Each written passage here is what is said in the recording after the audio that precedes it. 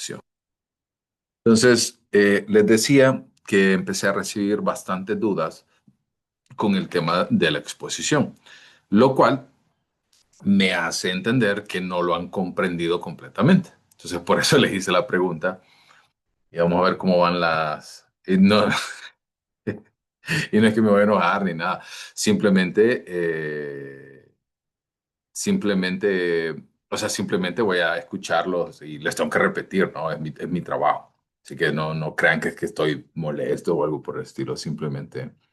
Entonces, quiero detenerme y hacer un par de cosas con respecto a la exposición, pero quiero dejar eso.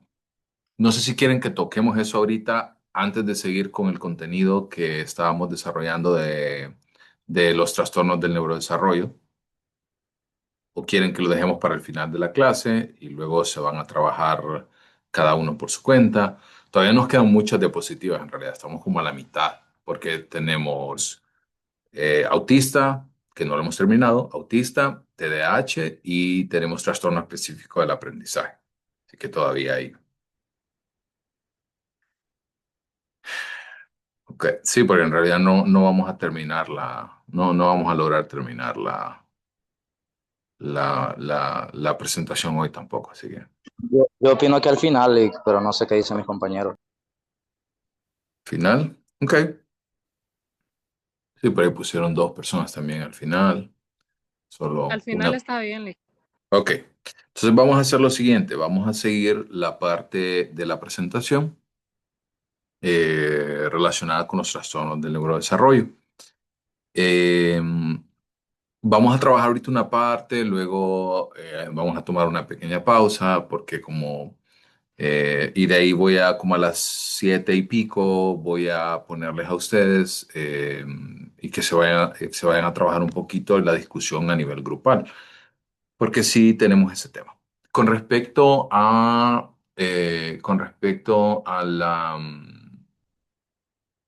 con respecto a la planificación, voy a mover todo una semana. ¿Ok? Entonces, por ejemplo, los que empezaban el martes van a empezar, los que empezaban el martes 10 van a empezar el martes 17. Voy a moverlo toda una semana porque veo que todavía no han comprendido algunas cosas y tenemos un poquito de flexibilidad todavía. Todavía podemos trabajar bastante bien. Van a haber unos ligeros cambios.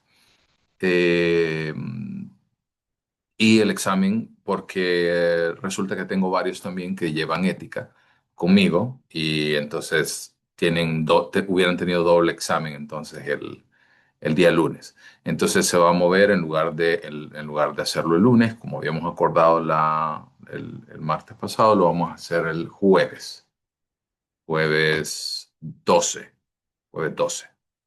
¿Ok? ¿Sí? ¿Estamos bien? Sí, Lick. Ok, muy bien. Sí, Lick. Ok, entonces por ahí, ok, entonces le voy a, eh, quiero saber si es posible mañana que nos conectemos como unos 30, porque quiero hacer para explicar bien el tema de exposición.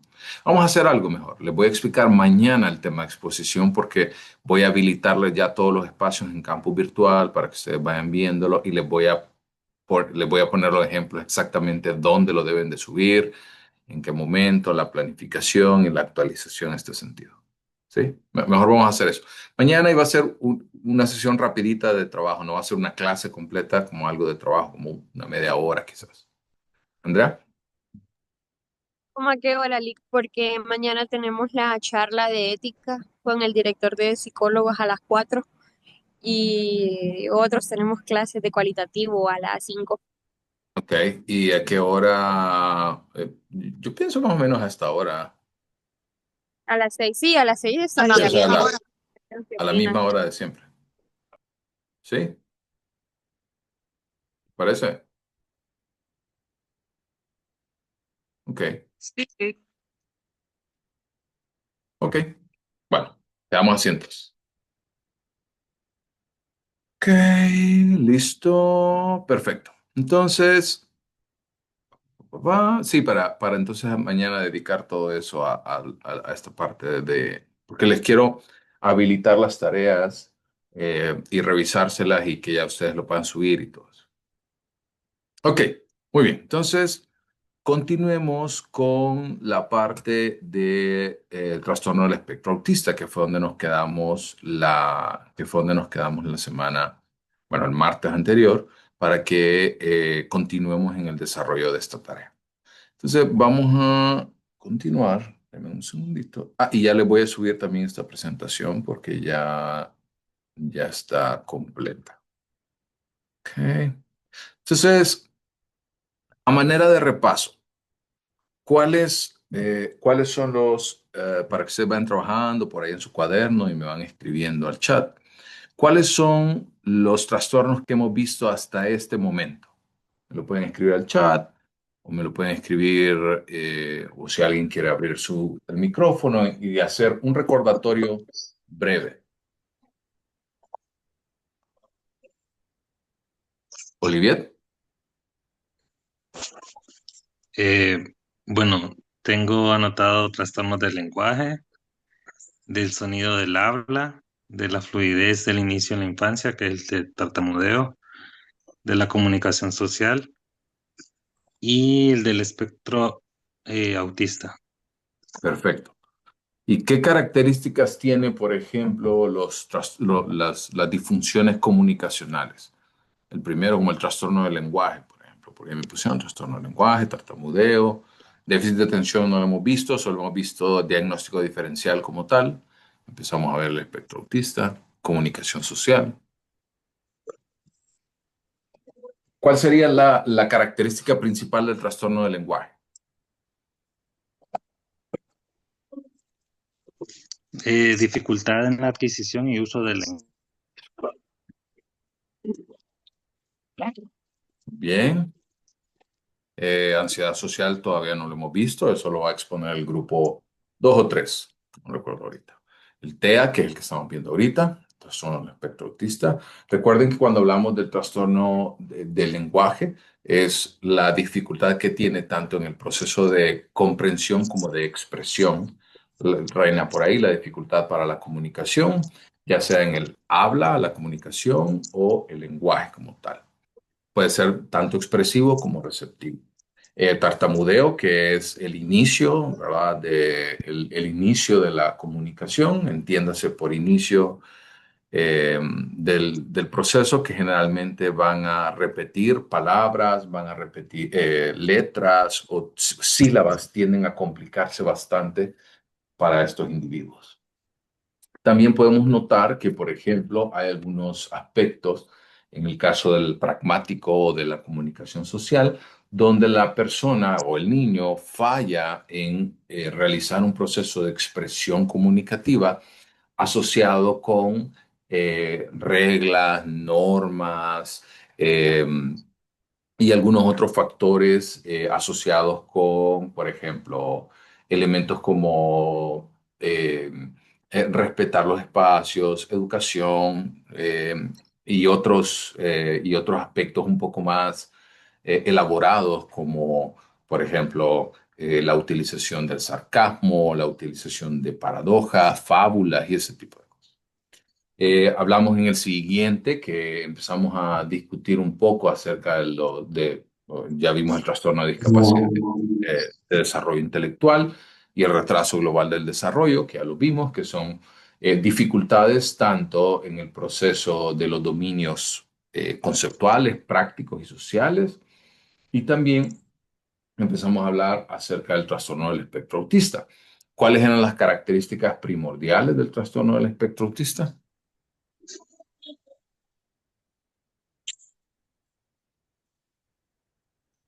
Déficit persistente en la comunicación e interacción social en múltiples contextos. Ese es uno. ¿Y el segundo? Hipersensibilidad o hiposensibilidad a algunas texturas o sonidos. Ese es un descriptor. Voy a retrasarlo entonces. Aquí tenemos el primero que he mencionado. Recuerden que cuando vemos el A, por ejemplo, el A es la característica principal, que es el déficit persistente en la comunicación social y la interacción social. Luego tenemos el uno, el 2 y el 3 que nos ayudan a explicar, por ejemplo, déficit en reciprocidad emocional, déficit en comportamientos comunicativos no verbales y déficit en el desarrollo, mantenimiento y comprensión de las relaciones. El otro, a ver, sensibilidad a estímulos. Sí, pero se engloba lo que dijeron de hipersensibilidad o hiposensibilidad, se engloba en la segunda característica, que son patrones restringidos y repetitivos de comportamiento, intereses o actividades. Mencionábamos que en algunos casos pueden ser movimientos estereotipados, conductas motrices, que no son tics como tal, sino que son estereotipias, insistencia en la uniformidad, insistencia en seguir su propia rutina, mantenerse orientado en este sentido, o intereses muy restringidos o que tienden a ser un poco anormales en intensidad, pueden mostrar mucho apego por situaciones que no son tan comunes para su edad. El otro elemento que ustedes mencionaban, hiper o hiporreactividad a la información sensorial. O sea, que puede ser que no respondan ante algo o puede ser que tengan una respuesta sumamente sensible ante esta situación. ¿Estamos? Entonces, esos son las dos características esenciales y luego vemos el criterio C, que debe estar presente en el periodo del desarrollo. Los síntomas causan un deterioro clínicamente significativo y estos trastornos no se explican por un trastorno de discapacidad intelectual. Eso quiere decir la persona puede ser de que, o sea, que tenga muchos aspectos asociados con conductas estereotipadas y demás, pero no se debe a un trastorno del desarrollo intelectual o a un trastorno de la comunicación social, por ejemplo, que aquí puede ser que el trastorno del lenguaje entre por acá. Y aquí en este trastorno en específico me voy a enfocar un montón porque tiene que ver con el diagnóstico diferencial, nos ayuda un montón, no, para poder distinguir entonces hacia dónde queremos llevar este proceso. Entonces, hablando un poquito más de los especificadores, que por ahí bien lo habían mencionado, creo en la sesión anterior, empezamos a discutir y hablar un poco acerca de la gravedad. Y cuando nosotros hablamos de la gravedad, vamos a consultar la tabla número 2 que está en la siguiente diapositiva. Y esta tabla número 2 va a distinguir tres elementos, que es requiere un apoyo importante, requiere apoyo importante y uno que necesita apoyo. Y también vamos a especificar si hay deterioro intelectual acompañante o si hay deterioro del lenguaje acompañante. Eso quiere decir, por ejemplo, imaginemos que este niño tiene algunos elementos de dificultad social, pero aparte de eso, tiene un déficit global a nivel intelectual. Ahí es donde nosotros veríamos ese especificador de deterioro intelectual acompañante. También vamos a especificar si esto puede estar asociado con una condición genética. La comorbilidad, ya lo vamos a ver un poquito más adelante, la comorbilidad con otros trastornos genéticos como síndrome de Down, como catatonía, que es el hecho de no poder moverse, el hecho de tener alguna pérdida eh, de sus facultades físicas, va a estar muy, muy de la mano con este tipo de individuos. También otro elemento vital para el proceso que nos va a ayudar a entender es si este tipo de personas también pueden presentar algunas alteraciones motrices. Y aquí quiero pedir a una persona que me ayude, esta es la tabla 2 que mencionábamos, para ver los tres niveles. Requiere apoyo muy sustancial, requiere apoyo sustancial, requiere apoyo. ¿Y me quiere ayudar con la lectura?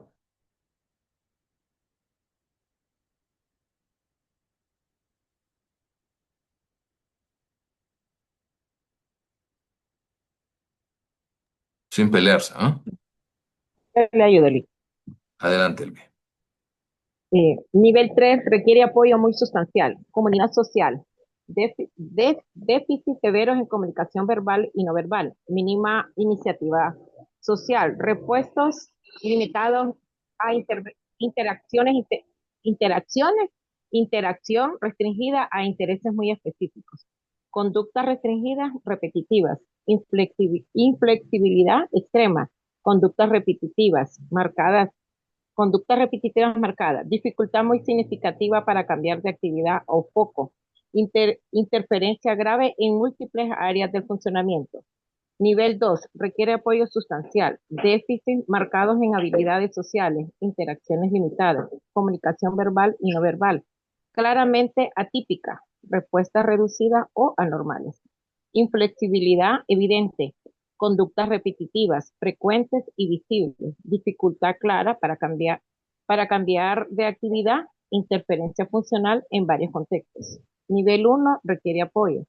Sin apoyo, déficit social notables, dificultad para iniciar y mantener interacciones, comunicación aparentemente adecuado, pero con problemas de reciprocidad social, inflexibilidad que interfiere en uno o más contextos, dificultad en organización y planificación, problemas para alternar actividades.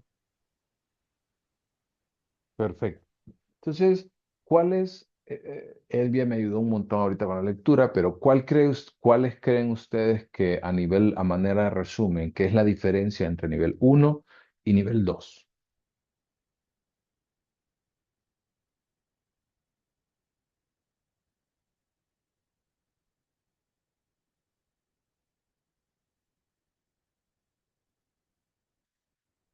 A ver, vamos a ver. El requerimiento de apoyo, Lick.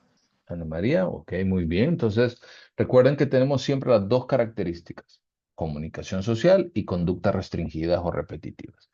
En el caso del nivel 1, ven que en general, ¿verdad? Sí tiene déficits sociales si no se le ayuda, tiene alguna dificultad para iniciar y mantener interacciones, pero una vez que se le empuja un poquito, pues tiende entonces a poder interactuar de manera apropiada. Si bien es cierto, es inflexible, ¿verdad? En temas de sus actividades y de su rutina, puede dificultárselo organizar, pero en general, si se le ayuda, tiende a no ser tan significativo. En el nivel 2 los déficits a nivel de habilidades sociales sí son más marcados. Sus interacciones tienden a ser, por ejemplo, solo con su grupo de apoyo primario, familia, mamá, papá, hermanos, y tienen una comunicación verbal y no verbal claramente atípica. Quiere decir, por ejemplo, no tienen contacto visual, son personas que no hablan mucho, que se restringen de hacer una cantidad considerable de actividades. A nivel de las conductas restringidas, son muy inflexibles, tienden a hacer muchas conductas repetitivas. En el caso, por ejemplo, lo que hablábamos de los movimientos estereotipados, como mecerse encima o moverse de un lado a otro, esos son elementos que son muy marcados en ellos. Por ejemplo, vemos también que hay una dificultad bien evidente para poder cambiar de actividad, tienden a costarles bastante trabajo en este sentido. Y el último nivel, que es el 3, aquí es donde sí mostramos una situación bien compleja, porque el niño sin apoyo de los demás no tiende a funcionar de manera apropiada. O sea, en este sentido podemos ver que son personas que, por ejemplo, se les hace muy difícil poder interactuar con otras personas en términos generales, tienden a tener algunas dificultades y sus intereses eh, son muy restringidos, tienen una inflexibilidad extrema, o sea, tienen que hacerse las cosas de manera repetitiva, como ellos lo piden, como ellos lo solicitan, y ya están establecidos entonces en una rutina bien marcada. Y salirse de esa rutina bien marcada tiende a ser un motivo de bastante dificultad para ellos. En el nivel 3 se puede decir que algunos ni hablan. Sí, pero aquí es donde viene y ya vamos a ver la diferencia cuando lleguemos al diagnóstico diferencial. No es que no pueden hablar, o sea, tienen la habilidad de hablar, Lo que pasa es que deciden no hablar. Esa es una diferencia bien importante. En este caso, si vemos todas las disfunciones comunicacionales, tienen que ver con una incapacidad para hablar. En este caso, no es una incapacidad, Lick, sino que es la falta de deseo de hablar. Perdón, pregunta, en este caso, ¿cómo se sabe si el niño va a ser verbal o no verbal? ¿cómo? O sea, cómo lo pueden, o cómo lo podríamos saber si el niño va a ser verbal o no verbal? Porque en muchos casos dicen, no, es autista, no verbal. Pero ¿cómo saben si el niño va a hablar o no va a hablar? Pues fíjense que, mire, técnicamente no existe esa distinción, a menos que sea una distinción no aprobada por los manuales diagnósticos. Porque si ustedes ven aquí en el DC en las presentaciones, en el DCM, yo soy muy apegado al DC, perdón, tanto en las presentaciones como en su manual diagnóstico, no va a encontrar esa división. Lo que va a encontrar es esta división de los niveles de requerir apoyo. Entonces, no sé exactamente a qué se referirán con esto, si es verbal o no verbal, pero en general podemos entender de que la persona con autismo tiende a tener dificultades a nivel de comunicación social, sea desde un nivel mínimo hasta un nivel máximo. Entonces, es bien difícil hacer esa distinción porque la comunicación es tanto verbal como no verbal. ¿Se entiende más o menos la idea detrás de esto? Sí, Lick. Sergio, vi por ahí que levantó la manito. Sí, es que, bueno, yo trabajo como maestro en una escuela y cuando recibimos diagnósticos, ¿verdad? De algunos casos que tenemos, muchos de estos vienen con esa característica, ¿verdad? De que dice que es con estas circunstancias no verbal o, sí, o que sí es verbal. Entonces, si no hay algo estipulado, ¿cómo estos psicólogos pueden categorizarlo? ¿Cómo, o sea... Yo entendería que sí se puede, ¿verdad? Por la experiencia que tengo con los niños, el poder ver, el saber su comportamiento, ver si es solo con nosotros porque no nos conoce o con los papás si habla, preguntarles a los papás si puede, si con ellos sí se comunica en la casa, pero si no hay algo como estipulado, ¿cómo se puede, en qué rango estaría como esa característica? Fíjese que está interesante y los dos comentarios, la tarea que me están dando es de ir a leer, porque yo les puedo asegurar que en el DCM no aparece. Eso sí, estoy 100% seguro. Pero déjenme revisar, antes de continuar en esta discusión, déjenme revisar el CIE 11. Tal vez el CIE 11 tiene una nomenclatura distinta. Y entonces quedamos con esa pregunta abierta, pero sí déjenme revisar, porque ya entonces me hicieron dudar. Y si quieren, obviamente dentro de la medida posible, ¿verdad? Que si ustedes me quieren compartir algún tipo de documento que ustedes tengan por ahí y que creen que puede ser importante, lo pueden hacer guardando obviamente la información de las personas y demás. Pero sí déjenme entonces revisar el CIE, porque el DCM estoy seguro que no aparece estas distinciones. ¿Les parece? Chile. Perfecto.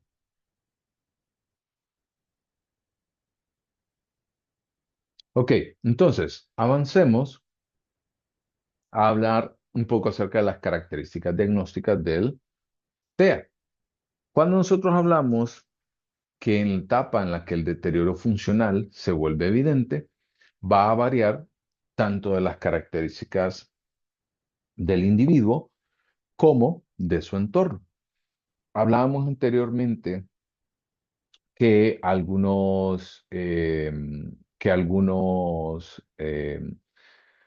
que algunos niños llegan a, hasta que no llegan a ciertas etapas, como las etapas escolares y demás, no van a poder entonces, pues obviamente avanzar en este sentido y no se van a poder dar cuenta de qué es lo que están viviendo.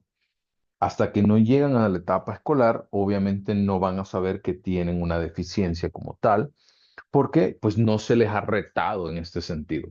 Y cuando me refiero a que no se les ha retado, quiero decir que no han visto la necesidad como tal. Generalmente, la gran mayoría de los trastornos que hemos estado viendo sí dan algunas luces antes del periodo escolar, pero donde tiende entonces a ser muy, muy, muy notorio es en la etapa escolar, porque aquí es donde la mayoría de los niños, sus habilidades van a ser excedidas por los requerimientos de la escuela. Y en general, las deficiencias en el desarrollo y el mantenimiento de comprensión de relaciones y demás, va a también cambiar en normas de edad, género y cultura. Hablábamos esto recién el martes y les decía, a partir del proceso que se vivió de la pandemia y el hecho de mantenerse eh, como individuos fuera de casa, perdón, adentro de casa, sin tener mucho contacto con otras personas, tendió entonces a darles a darles un impacto significativo en las personas, en lo que hacen, en los elementos que tenemos, etcétera, ¿no? Entonces, en este sentido, ¿verdad? Hay que entender eso a nivel cultural, a nivel de género también. El autismo, vamos a ver más adelante, que en términos de prevalencia tiende a ocurrir con mucha mayor frecuencia en hombres que en mujeres. Sin embargo, cuando el diagnóstico se cumple en mujeres, tiende entonces a establecer algún diagnóstico comórbido asociado. Por ejemplo, cuando vemos personas que tienen niñas que hablamos de nuevo, ¿verdad? De estas etapas, niñas que tienden entonces a diagnosticarse con TEA, tienden entonces también a tener otro trastorno asociado, generalmente trastorno de desarrollo intelectual o algún otro trastorno de comunicación.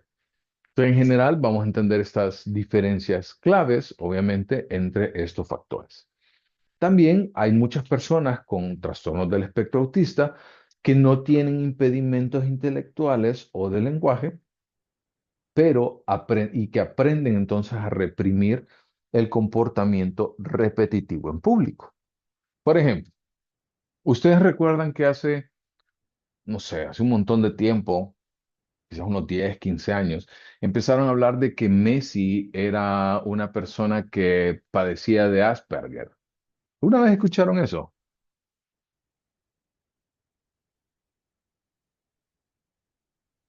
o no?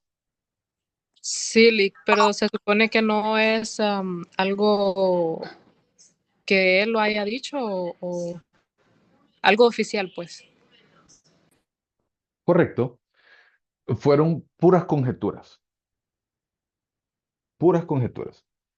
Pero, en general, podemos entender que, que pusieron por ahí en el chat, sí, por ahí algunas personas lo escucharon. En general, podemos ver que hay algunas personas que no tienen un impedimento intelectual y que tienen el trastorno del espectro autista y que entienden entonces y se pueden volver conscientes sobre sus propias conductas, lo que hacen y pueden reprimirse. Sobre todo cuando hablamos de conductas repetitivas, tengo un videito para eso, porque tal vez no se les ha, no, ustedes no han visto como la complejidad de en este sentido. Quiero mostrarles esto.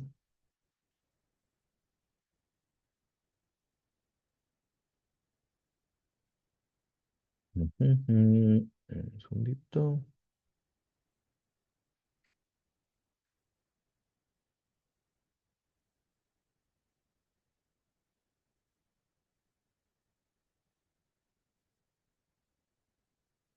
Segundo.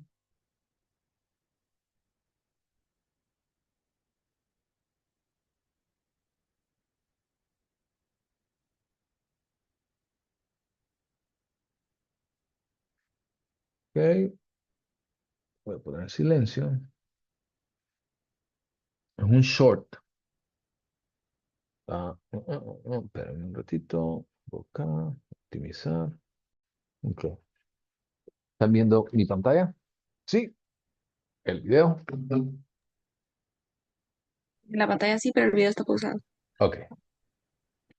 A esto nos referimos con algunos movimientos estereotipados, como pueden observar, como movimientos de manos, saltos, movimientos de cadencia, generalmente saltan mucho en un mismo lugar, tienden a tener lo que hablábamos acerca de la hipersensibilidad en algunas situaciones, de ciertos estímulos, temperatura, texturas, y podemos encontrar entonces este tipo de elementos asociados, ¿no? Con las conductas repetitivas. Y aquí es donde yo les decía que generalmente podemos encontrar que hay personas eh, que tienen o que cumplen con el trastorno del espectro autista, pero que tienen una capacidad intelectual bastante buena y que entienden entonces que pueden aprender a reprimir este tipo de conductas. ¿Sí? Ok. Generalmente, este tipo de conductas como mecerse, sacudir los dedos, en algunas personas pueden cumplir una función ansiolítica o calmante. Entiéndase por esto que lo hacen como una manera de poder tranquilizarse, de poder concentrarse y de poder lidiar con los factores estresantes que están viviendo en ese momento.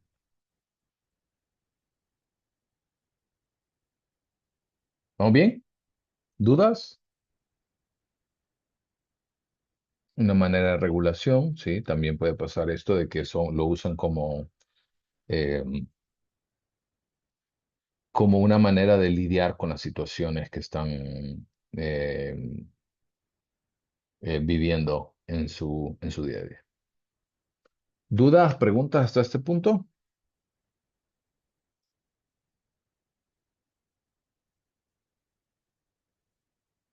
Ok, también hablemos un poquito acerca de los factores de riesgo y pronóstico.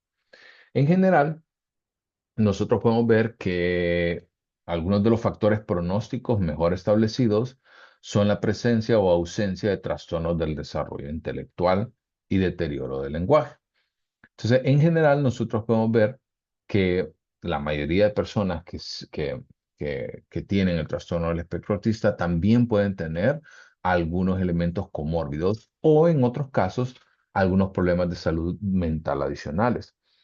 Hay algunos que pueden tener una combinación del trastorno del espectro autista y algún trastorno del estado de ánimo, depresión, ansiedad.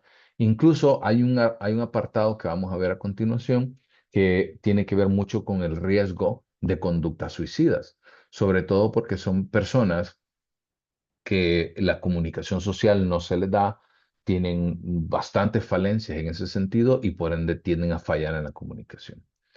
También como un factor o como un trastorno médico, ¿verdad? No como un trastorno mental, la epilepsia tiende entonces a diagnosticarse también de manera comórbida. Eso quiere decir de que generalmente la epilepsia puede estar entonces asociada con la aparición y el mantenimiento del trastorno del espectro autista. Generalmente también, Lee, ¿sí? una pregunta. Eh, aprovechando, tengo un caso también igual de una alumna que ella tiene epilepsia, bueno, un cierto tipo y que toma medicamentos. Entonces, por los medicamentos, ella, su rendimiento académico y su desarrollo, ¿verdad? Es un poco bajo. Entonces, requiere un poco más como de esfuerzo, ¿verdad? A la hora de poder impartirle las clases. Pero entraría dentro de estos factores para que sea diagnosticada con autismo o no. Mm, pero la pregunta es, tiene las dos conductas principales que nosotros buscamos, que son conductas restrictivas y restringidas y las dificultades en comunicación social. No, no tiene dificultad en comunicación social, pero sí tiene otros cierto tipo de características, entonces no entraría, entonces, si no tiene las dos. Pero ¿qué otro tipo de características?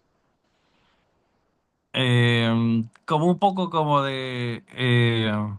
vamos a ver, sí, como en el momento de su aprendizaje, ¿verdad? creo que sería más entonces como algo de aprendizaje y no como autismo, ahorita pensándolo bien. Ah, ok. Entonces, si usted, Ajá, por eso es que tenemos que hacernos siempre esa pregunta. Incluso, a ver, creo que faltan como 2 o 3 diapositivas. No, faltan bastantes para llegar al diagnóstico diferencial. Falta un ajá, ajá, poquito para ok, llegar al diagnóstico diferencial. no está bien. Pero en general sí podemos encontrar que, por ejemplo, estas personas cuando tienen alguna dificultad, lo importante que tenemos que ver es dónde ocurre el déficit. Entonces, si es un déficit global, por ejemplo, pensando de que no solo es en el área de aprendizaje, sino que en general apunta a los 3 dominios que veíamos con el trastorno del desarrollo intelectual, entonces pudiera irse más hacia esa parte. Si la comunicación social no está afectada y no tiene conductas estereotipadas, no tiene la hiper o hiporreactividad, no están apegadas a rutinas, entonces probablemente no entren en autismo, sino en otros factores más específicos. De repente, un trastorno específico del aprendizaje o de repente algún otro factor como trastorno del desarrollo intelectual, pudiera ser. O usted me dice que, que toma un medicamento, pudiera ser también que esté asociado con el tipo de medicamento, imagino que es un antiepiléptico. Habría que ver si el antiepiléptico no le genera este tipo de síntomas. Ok, ¿Está bien? Ok. ¿Cuáles son algunos de los factores de riesgo que nosotros vemos? Y vamos a hablar acerca de 2 elementos. El primero, que es el ambiental, que tiene que ver con, por ejemplo, la edad avanzada de los padres. Generalmente, a mayor edad existe un mayor riesgo.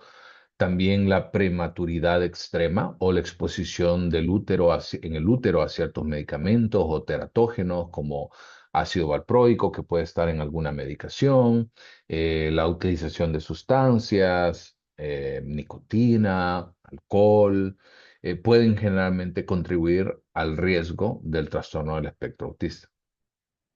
Y a nivel genético o fisiológico, hay algunas tasas de concordancia que pueden mostrar que en algunos países existe hasta un 80% de heredabilidad, o sea que es muy probable que si uno de los dos padres fue diagnosticado en algún momento con trastorno del espectro autista y que de alguna manera fue capaz de cerrar la brecha y obviamente establecer una relación, tienden entonces a mejorar con el tiempo, pero sí hay una gran probabilidad entonces de que exista ese proceso de heredabilidad. También hablando un poquito del diagnóstico relacionado con el sexo, el trastorno del espectro autista tiende a diagnosticarse, en lo que les decía, de 3 a 4 veces más en hombres que en mujeres. Y en promedio, la edad de diagnóstico es más tardía en las mujeres. Eso quiere decir que sí ocurre, que sí puede pasar de que las mujeres lo tengan, pero usualmente tiende a detectarse más tarde en el proceso del desarrollo. Y lo que les decía, generalmente tiende a haber en las mujeres un trastorno del desarrollo intelectual concomitante o comórbido. También puede haber algunos otros trastornos como epilepsia, algunos retrasos del lenguaje y algunas manifestaciones más sutiles de dificultades sociales y de comunicación. También en la prevalencia quise hablar, no siempre les voy a poner la prevalencia en el DCM, del DCM porque son datos estadounidenses y yo quiero ampliar un poquito más. Entonces, no todos los trastornos tienen prevalencia a nivel de la Organización Mundial de la Salud, pero el TEA sí es uno de ellos. Y la prevalencia mundial, según la Organización Mundial de la Salud, plantea que 1 de cada 160 niños a nivel mundial va a padecer entonces de TEA. Eso quiere decir de que estamos hablando más o menos como de un 0,5% de probabilidad. En Honduras hay un poco de contexto con respecto a los diagnósticos de los que llegan al Instituto Hondureño de Seguridad Social y generalmente se diagnostica en 1 de cada 88. Sin embargo, en general, normalmente, lastimosamente, lo que hemos hablado, en Honduras no tenemos esa cultura estadística de poder guardar y de poder recopilar este tipo de información. Eh, Así que es muy probable que esté infradiagnosticado. Eso quiere decir de que no se detecte tanto como en realidad ocurre. Sin embargo, este sí es uno de los trastornos más frecuentes en las últimas 2 décadas y lo que hemos hablado, la caracterización por dificultades en comunicación, interacción social y patrones de conducta repetitiva.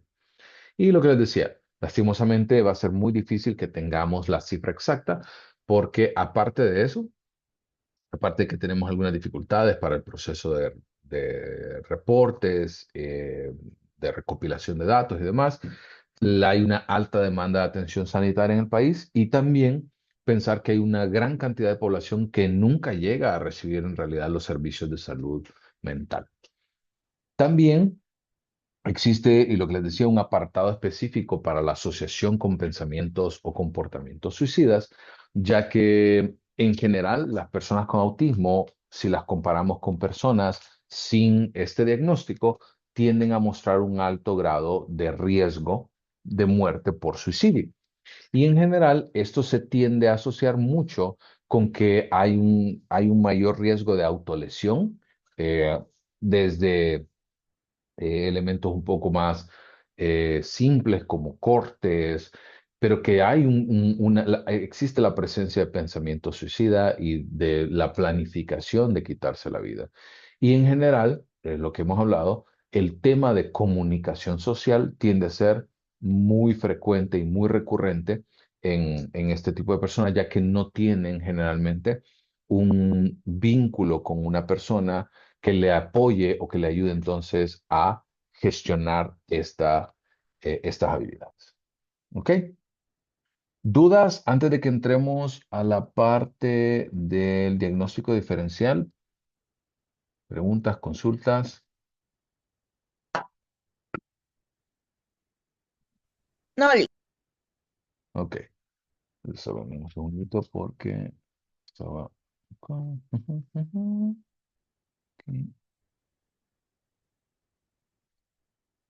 Ok.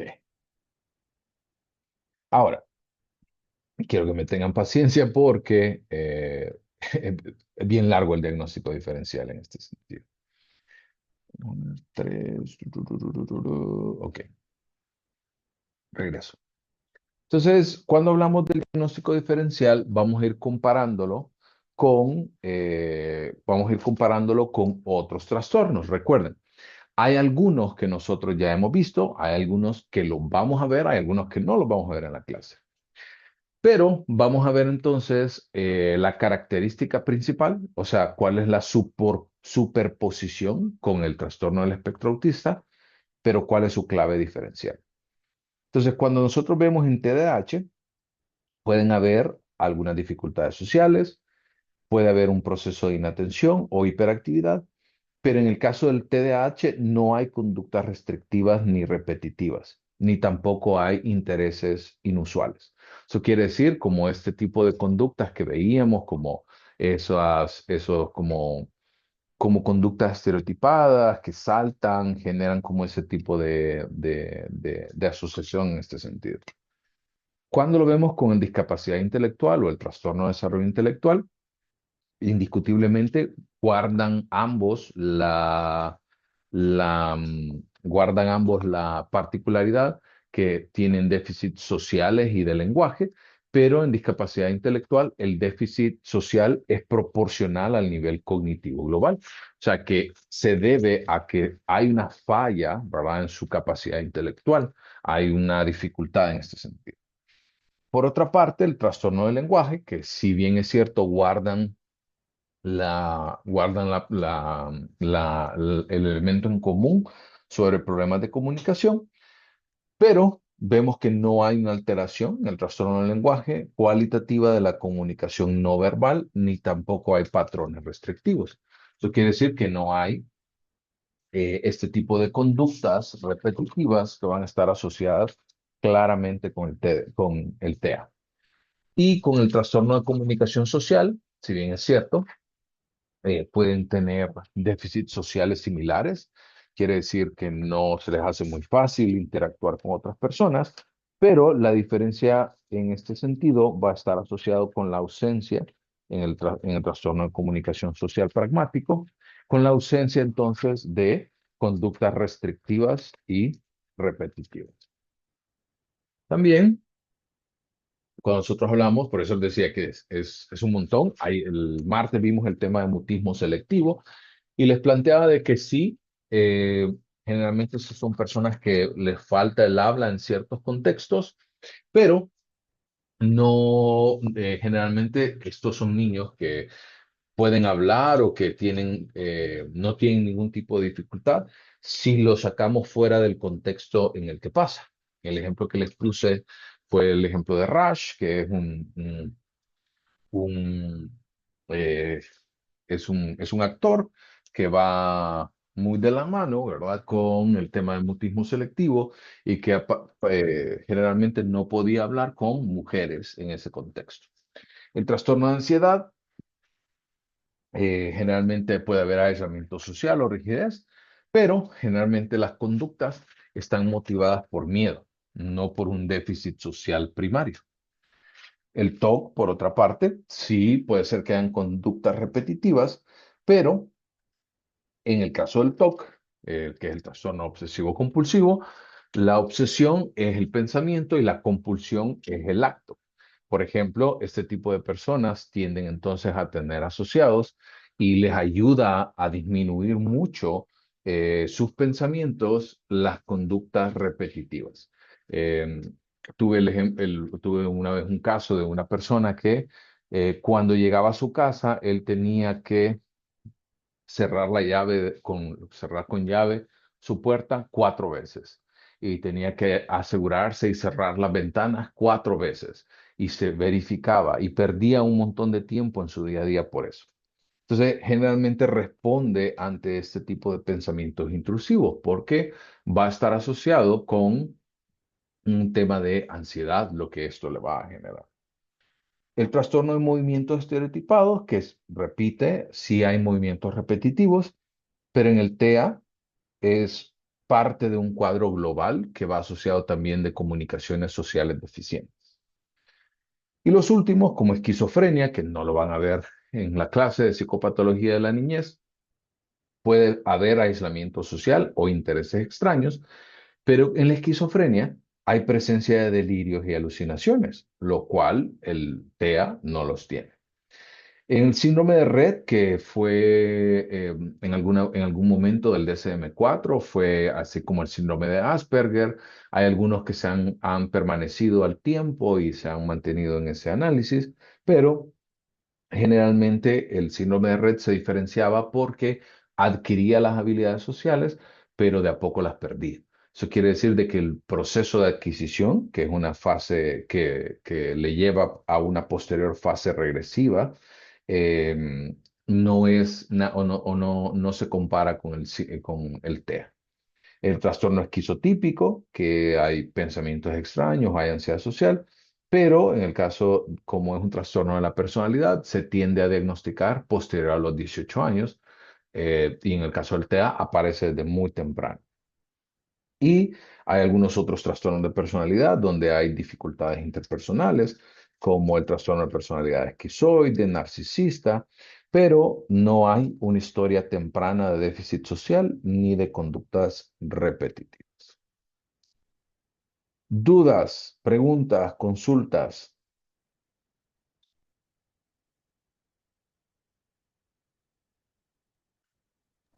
Lick, con lo que dijo de la esquizofrenia, no me quedó claro. O sea, a un niño no se le puede diagnosticar esquizofrenia.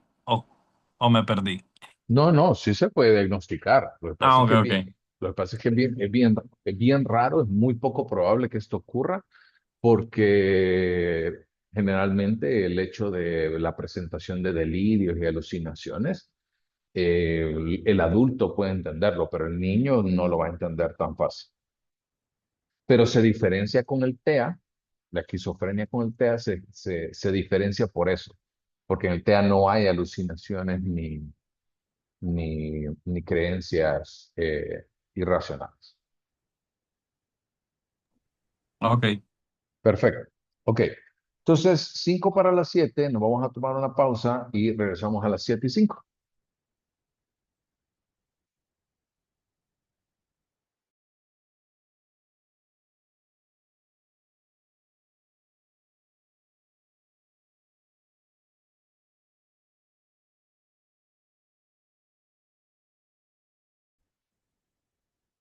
Perfecto.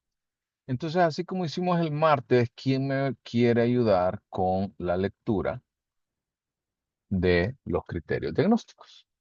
Lo voy a dejar abierto para que alguien, alguna alma piadosa quiera ayudarme y que no me estén escuchando a mí todo el tiempo.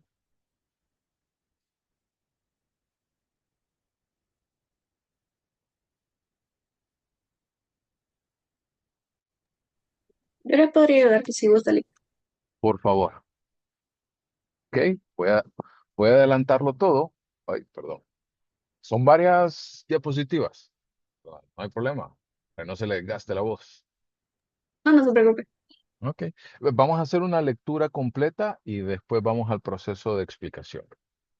Ok. Ahora sí, adelante, maestro. Trastorno de déficit de atención, hiperactividad, TDAH. Un patrón persistente de falla de atención y hiperactividad, impulsividad que interfiere con el funcionamiento o el desarrollo caracterizado por uno o dos. Falta de atención.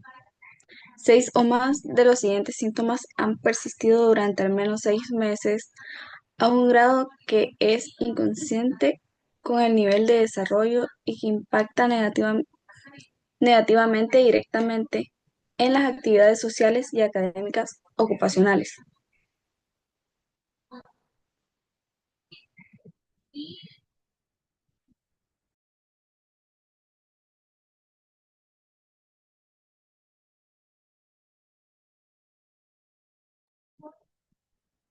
A menudo no presta mucha atención a los detalles o comete errores por descuido en el trabajo escolar, en el trabajo o durante otras actividades. Por ejemplo, pasa por alto o pierde detalles, el trabajo es inexacto. A menudo tiene dificultad para mantener la atención en tareas o actividades de juego. Por ejemplo, tiene dificultad para permanecer concentrado durante conferencias, conversaciones o lecturas largas. A menudo parece no escuchar cuando se le habla directamente. Por ejemplo, la mente parece estar en otra parte, incluso en ausencia de una distracción obvia.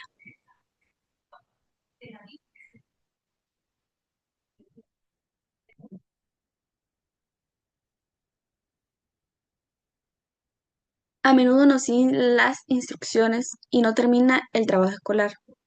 Las tareas domésticas o los deberes en el lugar de trabajo, por ejemplo, comienza las tareas pero pierde rápidamente el enfoque y se distrae con facilidad. A menudo tiene dificultad para organizar tareas y actividades. Por ejemplo, dificultad para manejar tareas secuenciales, dificultad para mantener los materiales y pertenencias en orden, desordenado, desorganizado para trabajar, tiene una mala gestión del tiempo, no cumple con plazos. A menudo evita, le desagrada o es reacio a participar en tareas que requieren un esfuerzo mental sostenido. Por ejemplo, deberes escolares o domésticos. En el caso de adolescentes mayores y adultos, preparar informes, completar formularios y revisar documentos extensos.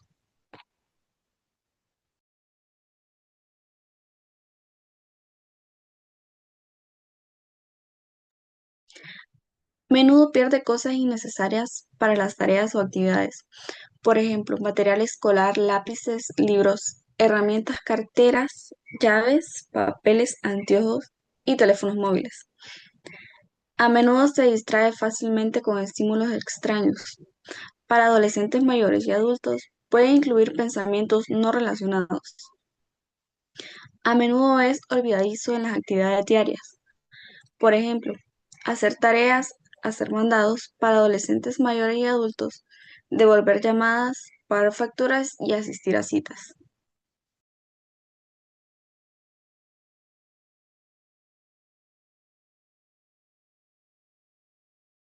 Ok, solo voy a hacer una pausa aquí, antes de que usted avance. Eh, en esta parte vemos que todo lo que acaba de escribir ahorita María Fernanda era el primero de los dos componentes, de los dos componentes que van a caracterizar el TDAH. Recuerden que aquí es una falta de atención y o hiperactividad e impulsividad. Entonces, lo primero que ahorita se describió es todos los aspectos asociados con la falta de atención. Ahora vamos a entrar a discutir los temas asociados o las características asociadas a los elementos de la hiperactividad e impulsividad. ¿Alguien más quiere, gracias a María Fernanda que apoyó, alguien más quiere ayudarme con esa parte? La siguiente, porque es un montón de diapositivas porque los criterios son bien, son bastantes y son largos. Yoli. Adelante, por favor, Yaritza. Ok. Hiperactividad e impulsividad. 6 o más de los siguientes síntomas han persistido durante al menos 6 meses en un grado que es inconsciente con el nivel de desarrollo y que impactan negativamente directamente en las actividades sociales, académicas y académicas laborales. A menudo juguetea o da golpecitos con las manos o los pies o se retuerce en el asiento. B, a menudo deja el asiento en situaciones en las que se espera que permanezca sentado. Por ejemplo, deja su lugar en el salón de clases, en la oficina u otro lugar de trabajo o en otras situaciones que requieran permanecer en el lugar.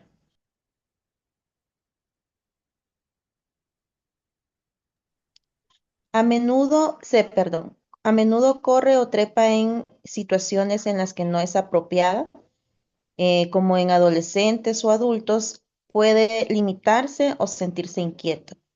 D, a menudo incapaz de jugar o participar en actividades de ocio en silencio. E, a menudo está en movimiento actuando como si lo impulsara un motor. Por ejemplo, no puede estar quieto o se siente incómodo por un tiempo prolongado, como en restaurantes, reuniones. Los demás pueden percibirlo como inquieto o difícil de mantener.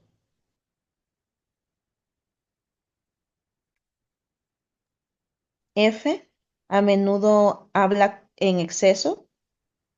G, a menudo suelta una respuesta antes de que se haya completado una pregunta. Por ejemplo, completa las oraciones de las personas. No puede esperar el turno en una conversación. H, a menudo tiene dificultad para esperar su turno, como por ejemplo mientras espera en la fila, y a menudo interrumpe o se entromete con los demás. Por ejemplo, se entromete en conversaciones, juegos o actividades. Puede comenzar a usar las cosas de otras personas sin pedir o recibir permiso. En adolescentes y adultos, puede entrometerse o hacerse cargo de lo que hacen los demás.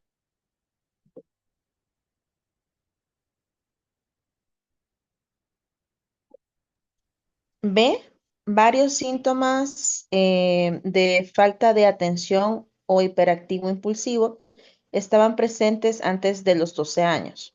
Ok, perdón, la voy a C, interrumpir ahorita, Yaritza, solo para hacer ok. la separación. Gracias de que ahorita vimos todos los elementos asociados todavía con el criterio diagnóstico A, que era la descripción del patrón de falta de atención o el patrón de hiperactividad e impulsividad. Aquí sí voy a entrar y la voy a interrumpir porque a pesar de que son varios elementos que hay que hablar, el primero que tenemos que discutir es el tema de edad. Y aquí es donde yo les decía que generalmente la mayoría de los trastornos del neurodesarrollo, lo único que comentan es que tiene que estar presente en las etapas tempranas o en las etapas del desarrollo del niño. Pero aquí claramente empezamos a ver que el siguiente criterio, que es el criterio B, es que estas actitudes, conductas, síntomas, como nosotros los querramos observar, van a estar presentes desde antes de los 12 años. Volvemos al punto. Generalmente, ¿qué es lo que va a, a resaltar las dificultades del niño? eh, o sea, que de repente ya las tenía, pero que ahora se ven mucho más exaltadas. ¿Qué creen?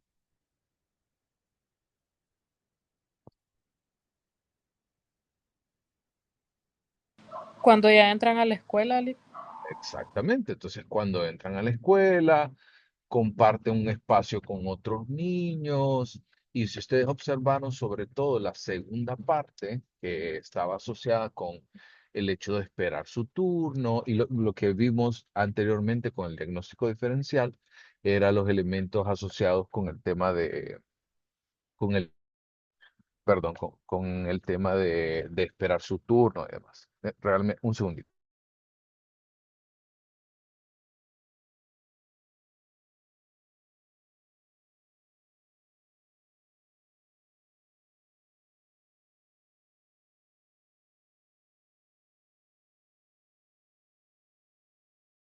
Apagó el micrófono. Sí, sí, perdón, que ahorita tuve que desconectarme un segundito del audio. Entonces les decía que normalmente cuando se llega a la etapa escolar es que empezamos a ver entonces estas deficiencias mucho más resaltadas. Otro elemento importante es que el niño empieza a pasar de un sistema de, por ejemplo, imaginemos en la escuela, en la casa donde no hay ningún tipo de evaluación ni nada por el estilo, a lo mejor sí hay estipulación y demás, pero acá empezamos a ver también un patrón de notas. Generalmente desde primer grado empezamos a observar la típica calificación que analizamos, ¿verdad? Con los elementos asociados con aprobación, reprobación, no entrega tareas. Y ahí es donde ese tipo de conductas se van a ver todavía mucho más focalizadas porque se empiezan a demandar diferentes habilidades del niño que previamente no se habían solicitado.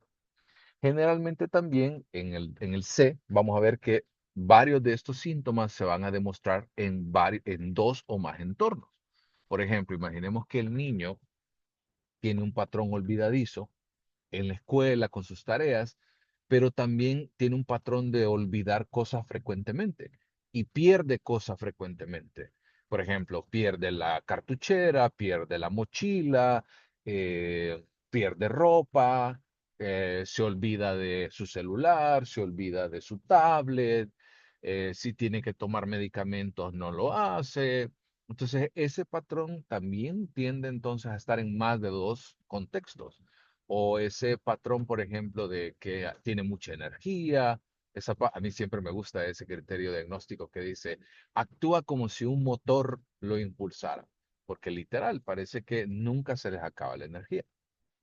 Y en este sentido, es bien interesante verlo desde esta óptica, porque esto va a ocurrir no solamente en la escuela, sino también en casa, va a pasar también en otros contextos, generalmente como por ejemplo con sus primos, con su vecino, en la iglesia, en actividades extracurriculares, lo llevan a jugar fútbol y entonces él no sigue instrucciones. Él hace lo que quiere, no presta atención, le dicen tres instrucciones, solo hace la primera. Generalmente vemos que estas conductas impactan en dos o más contextos. También existe una evidencia clara que estos síntomas interfieren como tal o reducen la calidad del funcionamiento social, académico u ocupacional. Entonces, observamos que en el caso de este tipo de niños, generalmente sus notas están muy bajas, las personas o sus compañeros le aíslan porque no les gusta estar con él o con ella, porque no respeta el turno, no se calla, no presta atención, los regañan constantemente los maestros porque no hacen lo que tienen que hacer. Generalmente podemos ver este tipo de situaciones eh, asociados con esta parte. Y también podemos encontrar que generalmente se va a asociar y que estos síntomas no ocurren solamente en el transcurso de lo que hablábamos de otros trastornos, como de esquizofrenia, como de la utilización de un medicamento, porque esto puede pasar, que nosotros empecemos a utilizar un medicamento y que este medicamento genere entonces los síntomas que veíamos anteriormente. Por ejemplo, Les ponía el ejemplo el martes pasado asociado con la utilización de algunos analgésicos. O, por ejemplo, los antialérgicos. ¿Alguien toma antialérgico como Alergil o algo así?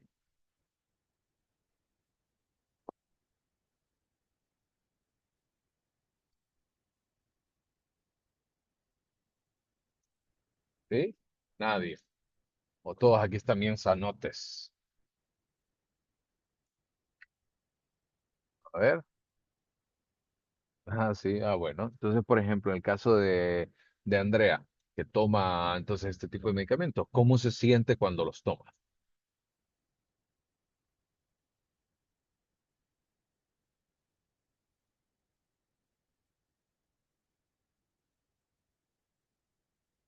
Tomo, ajá, adormecida.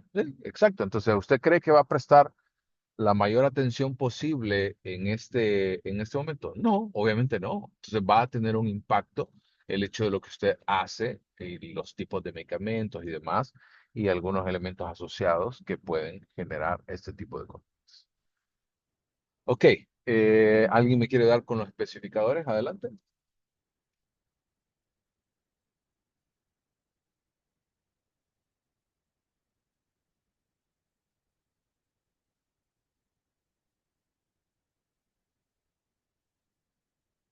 Y ayúdale. Adelante, por favor, Leslie. Especificar si ese 90 puntos de orientación combinada. Si se cumplen tanto el criterio A1, inatención, como el criterio A2, hiperactividad, impulsividad durante los últimos 6 meses. Ese 90.0, presentación predominante inatenta. Si se cumple el criterio A1, falta de atención, pero el criterio A2, hiperactividad, impulsividad, no se cumple durante los últimos 6 meses. Y presentación predominante interactiva e impulsiva, si se cumple el criterio A2, interactividad e impulsividad, y el criterio A1, falta de atención durante los últimos 6 meses.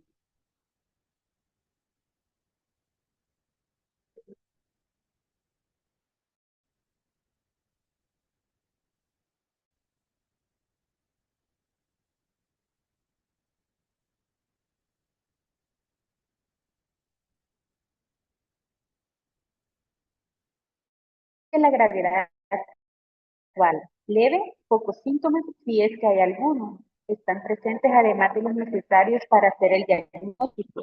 Y los síntomas no provocan más que deficiencias menores en el funcionamiento social o laboral.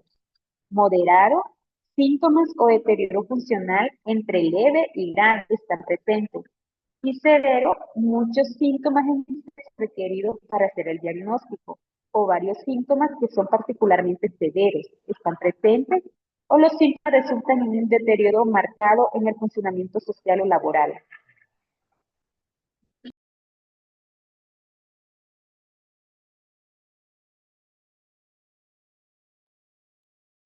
Entonces, en este Sigo. sentido, no, ahorita la voy a parar yo aquí, porque cuando hablamos de los tipos, eh, hemos hablado de que, recuerden que hay hemos hablado de que hay criterios diagnósticos y están las dos características principales, la inatención y luego la hiperactividad, pleca e impulsividad. En este caso, cuando nosotros vemos el tipo mixto, ¿verdad?, que tiene de ambos, en ese sentido vamos a ver una combinación de que va a cumplir entonces tanto con el criterio A1 como con el criterio A2. Y con los que vemos como predominantemente inatentos es que va a cumplir con todos los elementos asociados con la parte de criterio 1, A1, y el criterio A2 para el tipo predominante hiperactivo. Eso quiere decir que el TDAH, incluso recuerden que es TDAH e impulsividad. En algunos casos puede estar asociado, por ejemplo, con factores como impulsividad, como por ejemplo que toma decisiones de manera errática, que no presta atención a detalles importantes, o por ejemplo que, como este ejemplo que les ponen de que hay un momento en el cual no puede esperar que otras personas terminen la conversación que están teniendo y simplemente eh, interfieren en esta situación. Y aquí en el siguiente elemento de los especificadores de gravedad que veíamos anteriormente, vamos a encontrar que hay tres elementos de gravedad, que es leve, moderado y grave. En este sentido, el leve pregunta para que vayan y revisen en sus anotaciones. Para el criterio A1, ¿cuántos síntomas de todos los descritos que hay ahí debe cumplir? Y para el A2 también, ¿cuántos debe cumplir? Del listado que leímos.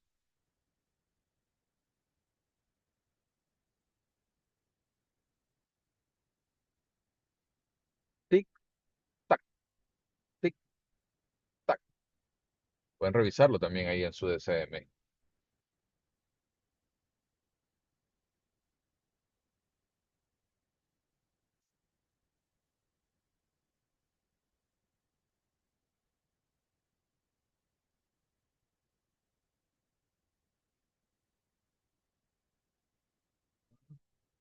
Bien. Repito la pregunta por si no me escucharon o no me entendieron bien. ¿Cuántos de los síntomas del criterio A1 y del criterio A2 debe cumplir el niño o niña para poder ser diagnosticado con alguna de las presentaciones del TDAH?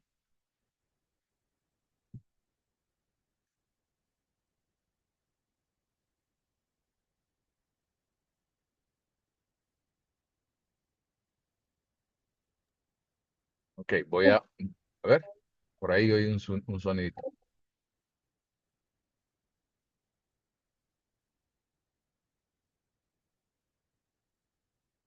Don, le corté la inspiración a alguien. No logré ver quién era.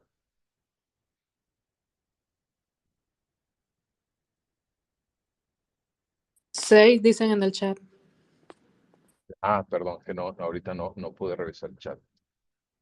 Y para ambos, para el A1 y el A2, les voy a dar una pista. Entonces, voy a regresar a las primeras partes de la presentación de TDAH.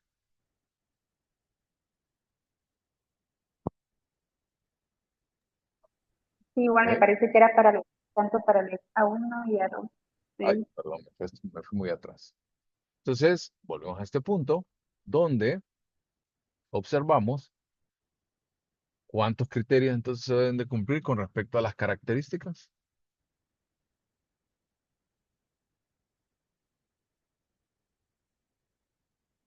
Entonces vemos que se tiene que cumplir entonces de esas características para uno o dos, 6 o más en tema de falta de atención y en el caso de hiperactividad, ¿sí? También vamos a ver un patrón donde 6 o más de esos síntomas se deben de cumplir. Pero si ustedes observan, ay, perdón, a ver, inatención, voy para atrás. En realidad son 9 los patrones que nosotros estamos observando en el patrón de atención, o sea que 6 de 9, y para el siguiente, para el patrón de excesividad motora y demás, también son 9. Entonces, 6 de 9 estamos hablando que son los mínimos para poder requerir. Y para el especificador que les ponía, que es leve, no me voy a saltar esto de las presentaciones, sino que voy a ver al leve, moderado y severo o grave. Entonces ahí vamos a ver que leve son 6, moderado es un poquito más entre grave y leve. Entonces ahí es donde yo quiero ponerles a ustedes un poquito en la conversación que se van a encontrar con este tipo de especificadores recurrentemente. Entonces ustedes ven, dice moderado, síntomas o deterioro funcional entre leve y grave. Entonces la pregunta es, ¿qué les dice eso a ustedes?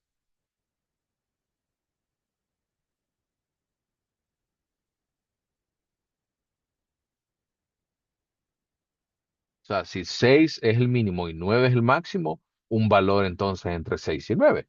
Generalmente 7, 8. Entonces no hay una ciencia exacta que nos diga si cumple 7 o cumple 8 es moderado, pero sí entendemos de que para ser leve son 6 y para ser severo 9. ¿Ok? Reina. Lixi, fíjese que es bien importante porque hasta ahorita que usted nos está explicando eso, o sea, entiendo lo que me dijo a mí el doctor sobre mi hijo, que yo fui preocupada, lo llevé con el neurólogo, primero porque mi hijo es bien inquieto, o sea, es Ujú. un niño terrible. Y a mí me preocupaba porque yo lo miraba que no o sea, él casi nunca se sienta, él es bien, bien inquieto. Sí, Pero el neurólogo me lo revisó, le hizo pruebas para ver si él tenía algún problema de TDAH, tenía como no me hablaba claro también, entonces todo me preocupaba. Y a mí solo me dijo él, no cumple criterios para decir que tiene TDAH ni ningún problema de autismo, solo que es sí, inquieto, me dijo. claro. Y es que incluso eso lo vamos a hablar porque el TDAH es un diagnóstico que si en el caso de autismo se ha infradiagnosticado, este se ha supradiagnosticado. Ahora todos los niños tienen TDAH, según los padres de familia o según los profesores, y han perdido la lógica entre un niño que se comporta de esa manera, que tiene energía, o sea, que tiene una energía que fluctúa, que cambia, con respecto a un trastorno clínico. Entonces, entender esa parte. Preguntaba Fernanda que si tiene un poco de cada una.